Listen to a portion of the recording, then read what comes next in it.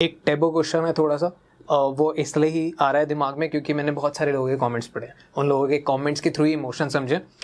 तो and I want to know your take on this कि शादी से पहले लोग कुंडलियां मिलाते हैं, शादी से पहले लोग मैच मेकिंग करते हैं, बहुत सारे लोग इंटरव्यूज करते हैं, फैमिलीज के इंटरव्यूज वगैरह सब कुछ होता है।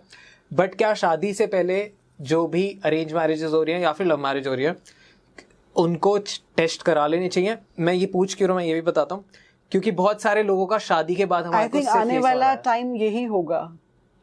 आने वाला टाइम, अभी तो नहीं है हमारी सोसाइटी में ये, बट मैं थैलेसीमिया के लिए मैंने कुछ टाइम पहले ज़रूर एक वीडियो अपनी क्लिनिक से रिलीज़ किया था कि कुंडली मैच करने की बजाय देख लीजिए कि आप दोनों थैलेसीमिक माइनर ना हों। क्योंकि कई बार ऐसे पेशेंट्स आए जब हमने देखा कि एक बच्चा थैलेसीमिया से ग्रस्त है, काश पहले टेस्टिंग करा लेते। पढ़े लिखे लोग पढ़ी लिखी फैमिलीज में भी नहीं कराते हैं, तो ये मैंने एक बार पहले वीडियो बनाया था इस पे। बट आपका क्वेश्चन बहुत अच्छा लगा मुझे कि आई थिंक कर लेना चाहिए ताकि ये ना ट्रांसपेरेंसी रहती है। बहुत सारे मैरिजेस डिवोर्सेस जो आप बता रहे थे अभी हमारी सोसाइटी में आज भी बिकॉज ऑफ दिस होते हैं। राइट।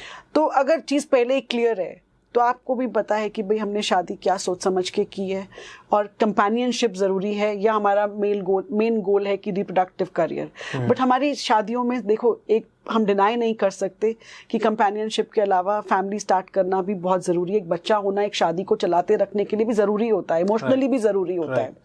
तो वो एक कपल पे डिपेंड करता है कि वो किस तरह से टेक फॉरवर्ड करते हैं। लोग इसलिए नहीं कराते क्योंकि वो डरते हैं कराने से कोई भी टेस्ट, कि अगर इसमें कुछ निकल आया तो क्या मैं ये रिश्ता तोड़ दूंगा या वो छोड़ देगी मुझे। या लड़कियों के मन में भी ये डर होता है या लड़की की फैमिली में भी कि क्या हमने ये बता दी हिस्ट्री तो रिश्ता कैंसिल हो जाएगा। तो शायद लोग इसलिए नहीं करते हैं। आई गेस फिर जब बाद में पता चलता है तो कॉन्सिक्वेंसेस भी अच्छे नहीं होते। तो ये तो एक बड़ा पर्सनल टेक हो जाएगा कि man decides to get it done before he's embarking onto his marital journey, or a woman decides to get it done. A young girl can decide to get it done. But family से अगर पूछोगे तो कोई भी नहीं करवाएगा अपने बच्चों के लिए। तो सीक्रेटली आप लोग जाके करा लो अगर आप स्मार्ट ऑडियंस है डॉन टॉक्स की तो। It should be done, but it should be done. I think the generation to come is going to talk about it and get it done. I guess मैं ही कराने वाला हूँ इसके बाद। Reports डाल दूंगा आप लोगों के लिए। स्क्रीन पे रिपोर्ट्स डाल दूंगा कितना स्पर्म काउंट आया। ओके, आईवीएफ कितनी बार तक करा सकते हैं?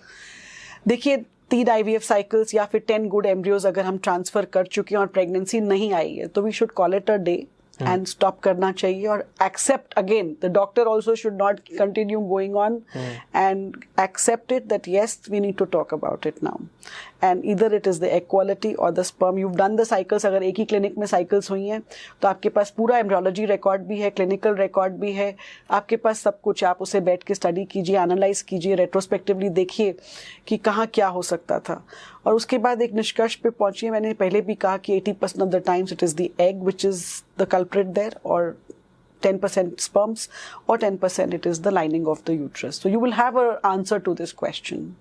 So आप बोरो कर सकते हैं। ओके, थोड़ा डार्क साइड समझने की कोशिश करते हैं कि आई गेस इस लाइक आई डोंट नो इस इंडस्ट्री में कैसे है, पर आई गेस हर इंडस्ट्री में बहुत गलत प्रैक्टिसेस भी होती हैं। तो इस इंडस्ट्री का क्या डार्क साइड है? देखिए डार्क साइड तो सब जगह होता है, बट अब जो हमारा ART लॉ भी है, सब कुछ है, स्ट्रीमलाइन हो गई हैं चीज़ें, स्टैंडर्डाइज्ड हैं प्रैक्टिसेस, तो मैं नहीं समझती हूँ कि कोई ऐसी चीज़ होनी चाहिए बिकॉज बहुत सारा पेपर वर्क है, PNDT के साथ फॉर्म फिलिंग है, ट्रांसपेरेंसी हम रखते हैं and I think there should be now nothing left on to this after the ART law. Okay, जो लोग जा रहे हैं वो डॉक्टर को कैसे क्रॉस चेक करें कि ये डॉक्टर सही है या नहीं? आप एक्सपीरियंस देखिए डॉक्टर का, क्लिनिक में जितने पेशेंट्स पॉजिटिव हुए उनके फीडबैक हैं, नंबर्स हैं, लीजिए, बात कीजिए। आपके पास आजकल सब कुछ अवेलेबल है, राइट। बट प्लीज़ याद रखिए कि IVF किसी भी क्लिनिक में 100% सक्सेस नहीं देता है, चाहे वो अमेरिका हो, लंदन हो या इंडिया हो। सो IVF का रिजल्ट जो है समझ के करिए कि किसी पेशेंट के, अगर मान लीजिए वो 30 साल की महिला है और उसके अगर 6 एम्ब्रियोज बने हैं तो उसके पास 2 अटेम्प्ट्स हैं, अगर डे 3 के एम्ब्रियोज हैं, 3-3 करके हम डालते हैं डे 3 पे, और वही दूसरी महिला है 30 साल की, उसके सिर्फ 2 एम्ब्रियोज बने हैं तो उसके पास एक ही चांस है, और जिसके 6 थे उसके पास 2 चांसेस हैं, तो उसको 2 बार चांस मिलेगा डालने का। 50% चांस होता है हर बार जब हम एम्ब्रियो ट्रांसफर करते हैं, और सेकेंड टाइम भी जब डालेंगे तो सेम चांस है।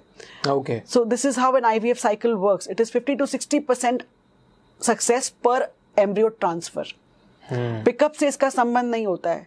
अंडे की क्षमता तो डॉक्टर नहीं चेंज कर सकता, आपकी ओवरी की जो अंडे बनाने की क्षमता है या ओवेरियन रिजर्व है, तो वो तो जैसा है वैसा ही रहेगा। सो IVF का रिजल्ट बहुत डिपेंडेंट है आपके इन पैरामीटर्स के ऊपर। तो ये हमें समझ के करना चाहिए, और एक डिस्कशन काउंसलिंग में डॉक्टर के साथ जरूर क्लियर होना चाहिए, सबको क्लियर होना चाहिए। परफेक्ट। इस प्रोसेस में कितना टाइम जाता है? किस IVF प्रोसेस में? IVF process is exactly what I told you कि 10 से 12 दिन हार्मोनल इंजेक्शंस लगते हैं, उसके बाद पिकअप होता है। पिकअप के बाद अगर हम फ्रेश ट्रांसफ़र कर रहे हैं तो वो 3 दिन के बाद या 5वें दिन के बाद हो जाता है, और अगर डॉक्टर का डिसीजन है कि इस साइकिल में हम ट्रांसफ़र नहीं करेंगे तो एम्ब्रियोज फ्रीज कर दिए जाते हैं। 1 महीने के गैप के बाद आप फ्रोजन एम्ब्रियो ट्रांसफ़र साइकिल ले लेते हैं। ओके, IVF का बहुत सारे लोगों को सारी चीज़ें समझ आई हैं, सबको समझ आ गई टेस्ट के कितने पैसे लग रहे हैं, हमें कराना चाहिए नहीं कराना चाहिए। जिन लोगों को कोई अभी प्लानिंग नहीं है, सोचा भी नहीं, अब उनका भी बहुत सारा लोगों को ट्रिगर होगा कि हम प्रिजर्व तो करा ही लेते हैं, और बहुत सारी चीज़ें वो और जानेंगे, सारी चीज़ें समझेंगे। इसमें खर्चा कितना आता है, लाइक कितना कॉस्ट होता है? ये बड़ा अच्छा सवाल है। IVF देखो टेक्नोलॉजी है, बहुत सारे लोग इन्वॉल्व होते हैं इसमें, डॉक्टर है, पूरा स्टाफ है, टीम है, एम्ब्रियोलॉजिस्ट है, लैब की मेंटेनेंस है। डेफिनेटली टेक्नोलॉजी की एक सबको मेंटेन करने के लिए कॉस्ट आती है। अब इतने सारे पैकेजेस लोग फ्लोट कर देते हैं, हम भी करते हैं, बट एक बेसिक कॉस्ट तो कोई भी उसके नीचे तो नहीं जा सकता है। ओके, तो डेफिनेटली हमारा अपना खुद का अगर IVF सेंटर है, आप कॉर्पोरेट में जा रहे हैं तो वहाँ पे तो टारगेट्स होंगे, सब कुछ होगा, और जितना बड़ा सिस्टम उतने बड़े खर्चे। So doctor own clinics I think हमेशा बेटर रहती हैं कॉर्पोरेट से, और जहाँ पे वो डॉक्टर की खुद की क्लिनिक है, of course that is better. I would certainly support doctor run clinics. Perfect. कितना estimated amount goes from minimum 130 to 2 lakhs। Okay, it will depend upon lot of things कि 1,30,000। देखिए बिल्कुल समझ लेते हैं, अगर मैं आपको बड़े सिंपल शब्दों में समझाऊं, 2 प्रोसीजर्स होते हैं लैब के अंदर। एक होता है अंडों का निकालना यानी ओवम पिकअप, और उसको लैब में भ्रूण बना के वापस ट्रांसफर करना यानी एम्ब्रियो ट्रांसफर जी। ये पूरा काम लैब का है। 10 से 12 दिन जो इंजेक्शंस चल रहे हैं उस पे MRP लिखा हुआ आता है, ठीक है। वो आप केमिस्ट से लेते हैं या सेंटर से लेते हैं, वो कॉस्ट तो आएगा ही आएगा, उस पे आप 10% डिस्काउंट दे सकते हैं। तो अगर हम इंजेक्शंस की कॉस्ट माइनस कर दें, और इन्वेस्टिगेशंस भी आप कहीं भी जाएंगे किसी भी अस्पताल में आपको करानी पड़ेंगी, वो भी 10,000 की है या 15 की है या 18 की है, जो भी है वो अलग हो गई। अब लैब की कॉस्ट हमने फिक्स कर रखी है कि हम लैब का चार्जेस जो है हम सबसे 75,000 लेते हैं, ठीक है। 60 IVF का और 15,000 फॉर ICSI, टोटल बन गया 75। ओके, इसके अलावा जो भी है वो सबके लिए बराबर है, चाहे कोई मर्सिडीज में आ रहा है तब भी उसको उतना ही पे करना है, और कोई अगर ऑटो में आ रहा है तो भी उतना ही पे करना है। तो 2 तरह के इंजेक्शंस आते हैं, एक आते हैं रिकॉम्बिनेंट जो कि इंसुलिन की तरह पेनलेस होते हैं, आप खुद लगा सकते हैं, और दूसरे होते हैं इंट्रामस्कुलर जो आपको एक नर्स से रोज लगवाने पड़ेंगे। ओके, तो अगर कोई इंसान कहता है कि मैं इतना नहीं अफोर्ड कर सकता हूँ, लेकिन बच्चे की चाह तो सबकी बराबर है, इमोशन तो सबका बराबर है, तो हमारी क्लिनिक में तो ये सिंपल है कि अगर कोई पेशेंट नहीं अफोर्ड कर सकता है तो हम कहते हैं रिजल्ट्स दोनों में बराबर हैं। साइंस ये प्रूव करती है, स्टडीज ये प्रूव करती हैं। तो आप इंट्रामस्कुलर ले लीजिए, अगर आप हमारे सेंटर के पास रहते हैं हम फ्री में रोज शाम को आपको लगा देंगे। आप अपने घर के पास लगवाना चाहते हैं हम लिख के दे देते हैं, आप वहां लगवा लीजिए। कोई पेशेंट कहता है मैं अफोर्ड कर सकता हूँ, मुझे तो पेनलेस चाहिए, उसकी कॉस्ट ऑटोमेटिकली ज्यादा है, कंपनी से ज्यादा आ रही है जी। तो उसमें तो IVF सेंटर का कोई कसूर नहीं है, तो आप वो ले लीजिए।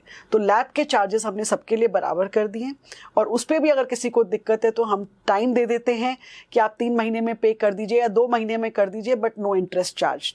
किसी को और भी ज्यादा दिक्कत है तो हमारे पास कंपनीज का टाई अप है जो बिना पेशेंट से इंटरेस्ट लिए आपको EMI कर देती है, 1 ईयर का EMI ले लीजिए, बट प्रोवाइडेड आपका सिविल स्कोर ठीक होना चाहिए, ऑफ कोर्स वो तो देन आपको वो लोन मिल जाता है। तो अगर मैंने मिनिमम एक एवरेज लगा लीजिए 1.50 का, तो 1 साल में अगर आपको 50 आपने पे कर दिया, 1 लाख की आपने EMI करा दी, तो 1 महीने में आपकी कितनी EMI गई?